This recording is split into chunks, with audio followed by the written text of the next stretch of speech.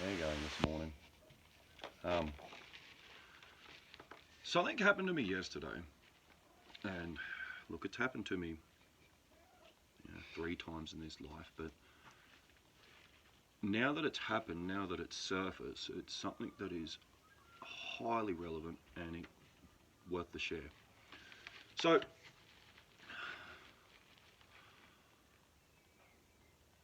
in life, when everything's just about to go right, all of a sudden everything can go wrong.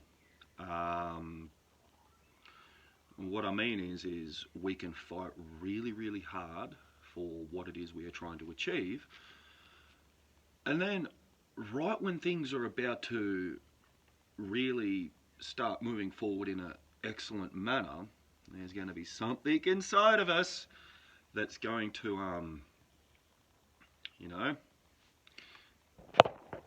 come along and say, you're not deserving. The inner critic. Now, I've come to believe that that's what makes us human. Now, when I had this conversation with someone yesterday, this conversation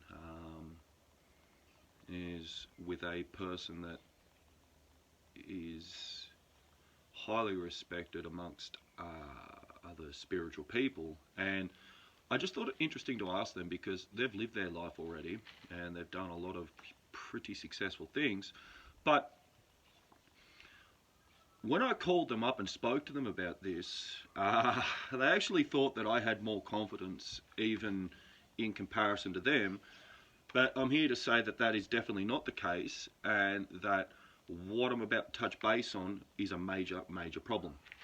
So imagine you've done everything you possibly can to get something right.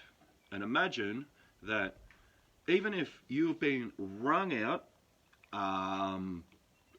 to the point where you're just being drip fed, the tank's never full, it's always just above empty, and you're just filling it, you're just getting by, but then all of a sudden things are about to start going really, really well for you, and it may actually be an hour before it starts going really, really well for you that this little thing typically comes about here, but it'll be here, here, and here.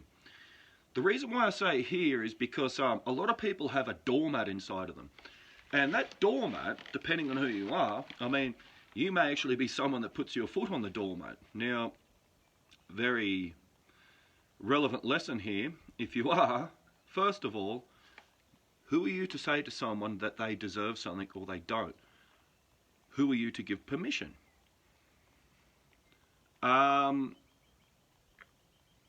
Because the other side of it is you typically need reassurance of everything that you do. So let's put that aside. It's just a direct shot on what's the problem here. So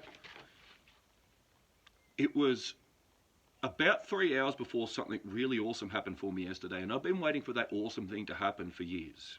And what happened was things were going good, and then all of a sudden something just came up inside of me, and I'm like, what's this? And I felt like I wanted to cry. I'm just like, why's that? So I'm sitting on it and I'm trying to be discerning about the energy, and I was like, it's the energy of deserving. And I'm looking further into it, and as things are just about to happen, all of a sudden I've got this feeling of going, you know what, I don't want this anymore, I don't want anything, I want to go and crawl into a hole, and I don't want to come out, and I want to be left alone. Does this sound familiar for anyone? Because it's actually what makes us human. Now, so I called my friend up and had this conversation to him about this, and he laughed because it was kind of like I was speaking the unspoken, but it's something that he's dealt with now for nearly 70 years also. And look, I believe it's what keeps us humans in check, but I also believe that it's an unnecessary thing, and it's definitely a major issue with the blueprinting of what our personalities have become, right? And you know the whole saying of, if it was easy, everyone would be doing it? Well, it's not bloody easy. And the next thing is, when you've got to earn your stripes, you've got to pay your dues, you've got to get to a point where things actually function properly. That's not easy. But then, just when things are about to go gangbusters, this little thing will come along and try to stop everything. It's called self-sabotage.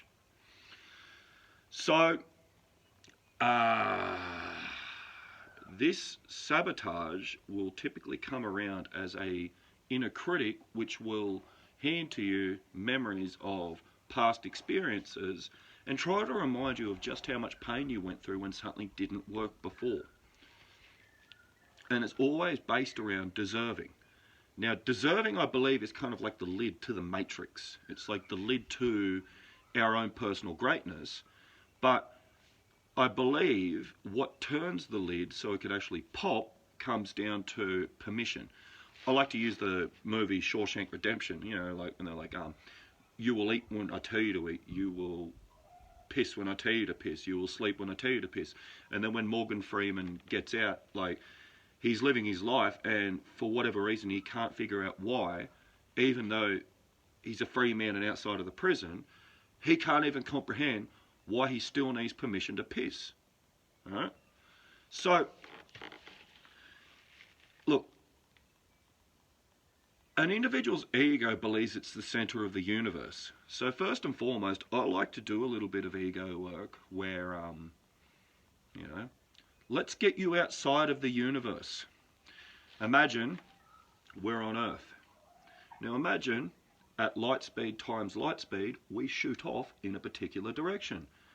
Now we're just shooting off Milky Ways, galaxies, galaxies, galaxies, galaxies, galaxies go by, and all of a sudden we hit the end of this bubble and we push through and we head all the way out, and all of a sudden this universe we can actually draw down to look like it's nothing more than something the size of this Earth.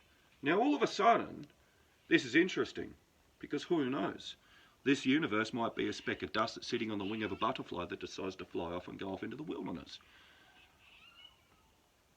We do not live in a rigid reality. This is a matrix. But let's come back from the wing of the butterfly and that speck of dust, pull back to actually looking into what this universe may look like, which is something no bigger than this planet. So we're sitting back looking at it.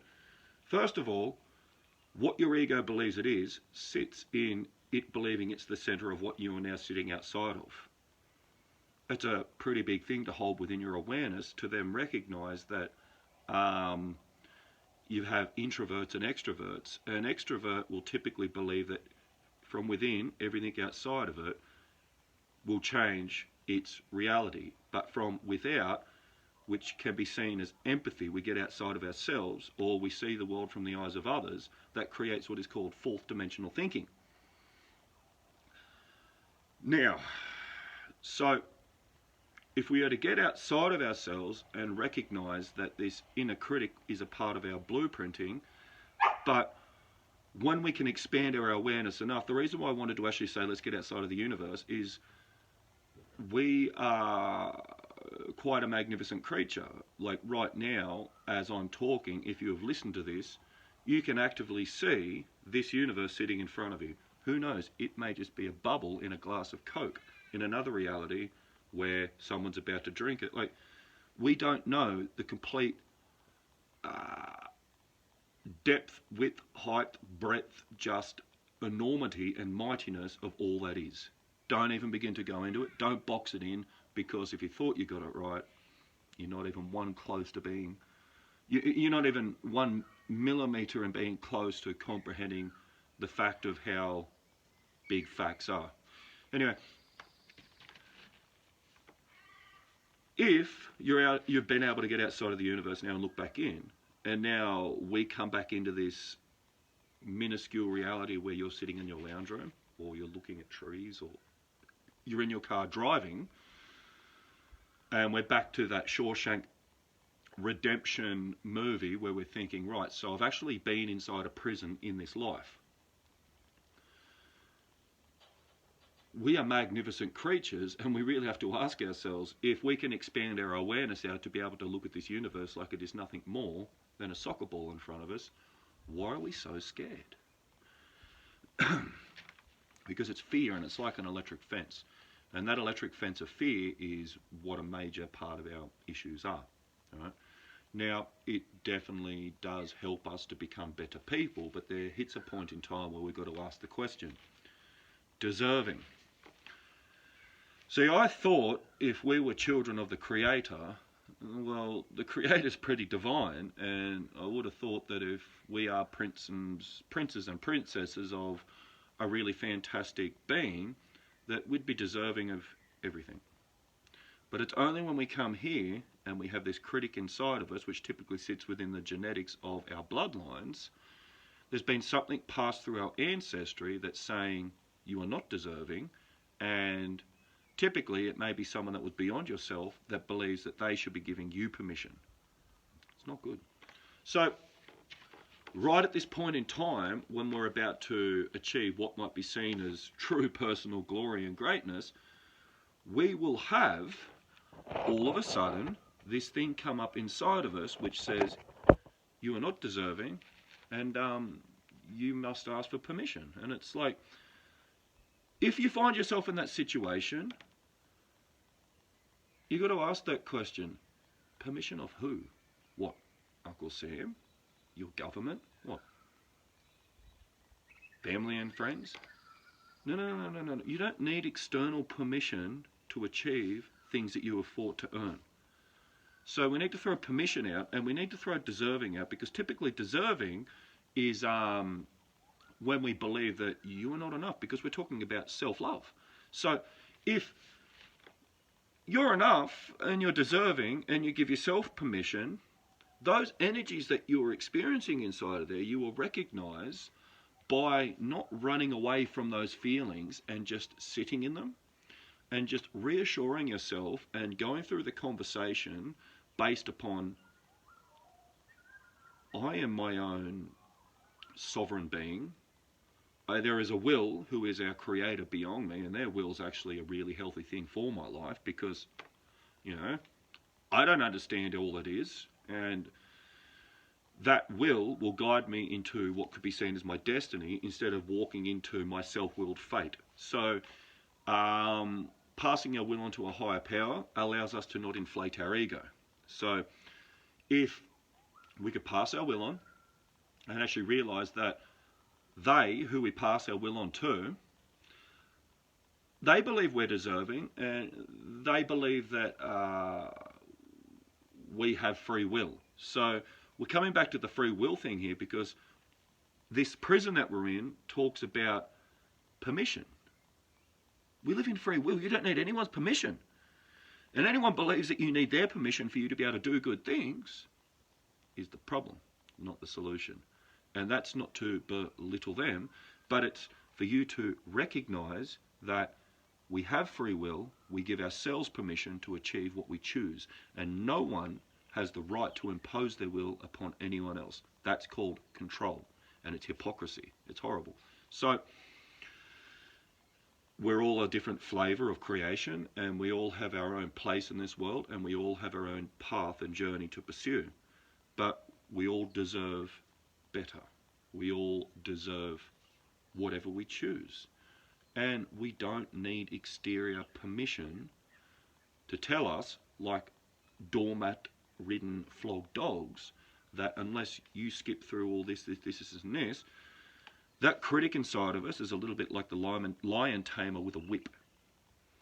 Be the lion, turn around, take the throat out of the critic within you and say, enough, I am a free spirit. Because I thought even after all of these years of the work that I'd done that it had possibly moved on, but it hadn't. There were still remnants there from experiences that I'd had. Now, when we are not aware of ourselves or our energy or our emotions, that type of thing can wipe you out for months on end. Obviously, I'm prepared for the next step absolutely now, because I had that little problem over and done with in about an hour and a half. But I'm just passing this on now because it's important to recognize we're all human.